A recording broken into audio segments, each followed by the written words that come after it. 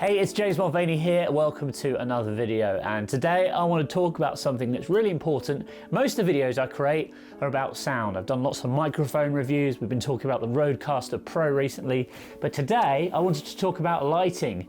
Lighting is just as important as sound when it comes to video, and it can make the difference between a good video and a bad video. And I'm probably not very well lit right now because I've got a light behind me, but I want to show you a few different options for lighting today, including a kind of a budget lighting setup if you're just getting started, through to more fancy things like this one, which I've just got recently here, which is kind of really great for creating nice soft light. It's almost like a sort of studio light really, but interestingly, you know, I've got this now here in my home office. Similar to the sort of lights that we normally use in our production studios and our office itself, but lighting can make the difference between a good video and a bad video. So let's look at a few different lighting options for a few different budgets and see what we can do. Okay, so my first light recommendation, and this is really like a must for everyone. I mean, pretty much over the past year, due to lockdown and COVID and everything, we're all working from home. I'm still working from home. There's plans to go back to the office, but they're still not really set in stone. So I'm hoping that, you know, we'll be in soon. But basically, at the start of last lockdown, I quickly realized I was going to need to be doing more web calls, more conferences, and also more content, recording content from home, which I've been doing over the past year, which I'd normally be doing, you know, with the aid of our sort of professional grade studio setup. Part of the issue with my desk here is I'm right next to a window, so immediately, like if I'm sat in front of my webcam, I kind of get bleached out because there's lots of light coming in from the window. So the solution is just to get a cheap ring light like this one. This cost me about $25, $30 from Amazon. This is USB powered. I'm actually just powering this off a power bank right now, but you can power it from your computer, you can power it from a laptop, or even just plug it in to a USB socket on your wall, like an iPhone charger, that kind of thing. But yeah, it's really portable because you can actually just power it off a power bank.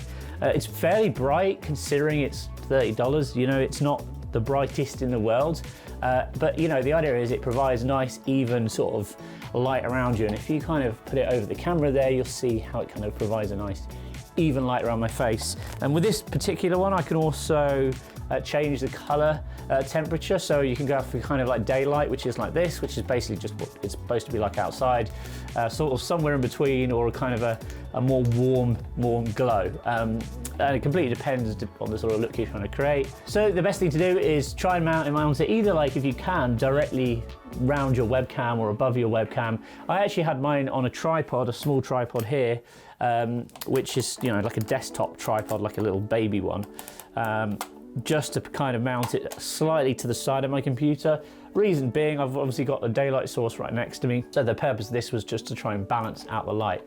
But yeah, as a bare minimum, if you just get a ring light like this, $30 off Amazon, it will make your videos or your webcam, your Zoom meetings, whatever it is you're doing, it will make it look a lot better than just having no light whatsoever. And indeed, I found myself using this not just for work, but like if I've been doing Zoom calls with friends, you know, like for people's birthdays, those kind of online quizzes and stuff, I found myself, sure enough, using this ring light to kind of light myself up for those kind of meetings as well, because quite often they're late at night or they're in the evening, everyone's having some drinks, and you want to look your best, you know, you don't want to be kind of like shrouded in darkness. So as a bare minimum for your podcast or your radio studio, go and go buy a cheap ring light like this. It will make your videos just look that little bit brighter. Likewise, if you're doing Zoom meetings, things like that, also really useful. So this is a cheap ring light, $30 off Amazon. I'll put a link to one in the description if you want to go out and purchase. Okay, so my current setup, which is a slight upgrade on the ring light, is I've actually got a light bar now. If I move this down here, you'll be able to see. This is just a bit brighter than a ring light, and it provides just a nice even spread of light, you know, vertically across here. So generally speaking, what I've actually done here is I've mounted it on a Rode boom arm, and I've just kind of clamped it in here to the Rode boom arm, which just allows me to sort of reposition it. If I'm not using it, I can push it out of the way. If I want to bring it a little bit closer, I can do.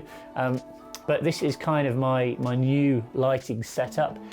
Just like the ring light, this has different configuration options. You can even make this go different colors if you want. And the cool thing about this is it's even chargeable. So if I actually take this off, you can actually just use this as a lightsaber if you wish, or you know, you could use it in the background to make your shots look cool. These things are used a lot in music videos. This one is by a company called Godox. So if you see there, it's Godox, G-O-D-O-X. They do some really great kind of professional grade, but more budget-friendly lighting options. Let's see if I can make this go over a different color. There we go. So yeah, so if we sort of mess around with it, we can, you know, we can have it go different fancy colors. You can even have it color changing like you see there. You know, so again, plenty of options of what you can do with this. You could even purchase two of these, have one set up either side of you, which would provide like a nice even way to light yourself up. But these light bars, you know, you can again buy these on Amazon. I'll put a link in the description. Obviously it's an affiliate link, but this is definitely a step up from a ring light, but it's not as good as one of the next lights I'm about to show you, which I use really when I'm recording videos to the camera like this one. Okay, so option number 3, this I pinched from our office, which is kind of more of a professional level light. This is an LED panel light, and this basically consists of a series of LEDs which are facing in to a diffuser panel. So the LEDs are facing inwards that way. There's a row along each of these square corners. And the idea is that rather than the LEDs just facing you directly, they kind of hit this diffuser material and it creates more of a balanced light. This thing is like insanely bright considering the size of it, and also, you know, it's very thin. Again, you can actually run this off a battery. Most of the time I've had this in here, I've been running it from the mains. I think these retail around about 300 bucks a piece, maybe a little bit more. This is more like a kind of studio grade light. I'd say, you know, if you're recording stuff on a regular basis, you might want to consider something like this. It's pretty high end. It's probably a little bit too bright and intense for a room of this size. You know, this is just my spare office. You know, I sometimes have to dim this down quite a lot because otherwise I find that the light coming off it is just almost too bright, it's too harsh. But we use these at the office. We've got a few different variants of this. We've got, I think, 3 of these kind of square ones, and we've got some more like longer ones as well, which have got even more of an output volume. And I'm not a lighting technician, so I'm not going to start talking about like lumens and stuff. This one apparently has 1500 lux at one. I don't even know what that means. But this is a really bright light. I've obviously not got it plugged in right now, but I'll show you some B-roll over the top of this of how bright it is. And again, you know, you can change the color temperature of this, and it's proved pretty good. It's proved a useful tool for me over the past year, until I recently upgraded to what I'm currently using now and what I'm actually using to light this video. So let's do a little switcheroo and I'll take you through my latest purchase. Okay, so the last option I wanted to talk about in terms of, you know, how to light yourself for podcasting or for your radio show or even just for Zoom calls is this. This is the big boy. This is the latest purchase, and this is a Godox SL150. And if I switch this on, you'll see it is literally like having a sun which is in your room. Now, this is just insanely bright. You can kind of switch the fan on and off. That's without the fan, and that's at 75%. So if I just dial that up to 100, you'll see, I mean, again, you probably won't really get this on camera, but this is certainly not something you'd want to look directly into. It's an incredibly intense light source, and that's with the fan switched on. If I just turn around to the business end of things here, so you can easily just dial up and down the intensity. But one of the things that you really want to get if you're purchasing a light like this is a diffuser.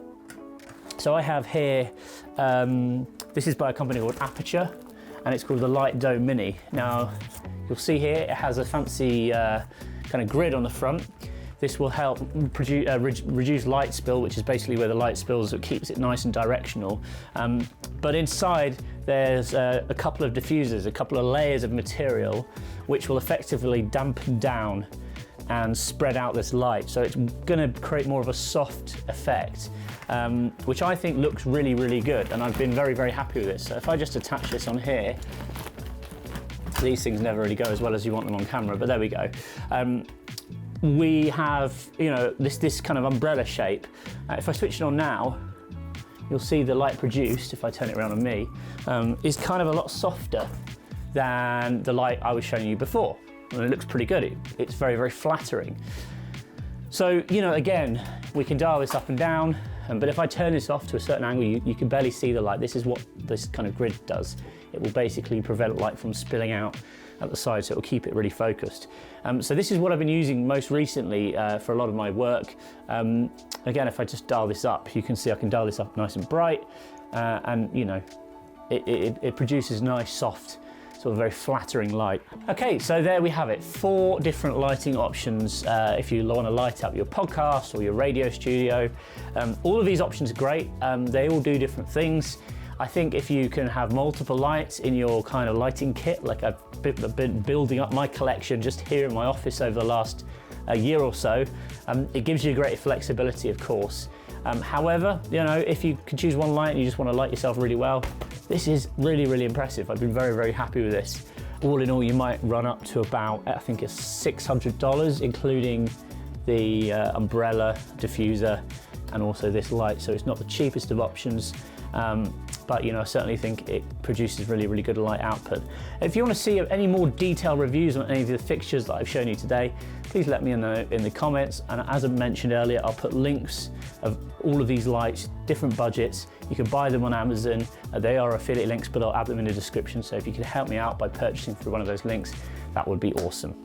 All right, take it easy and I'll speak to you soon. Bye for now. Hey, I'm James, founder of Radio.co. Before you go anywhere, I've got an interesting question for you. Do you know the difference between a radio station that launches and becomes very successful, gets lots of listeners and does very well, and a radio station that perhaps kind of doesn't launch very well and disappears within a few months, doesn't really get much attention?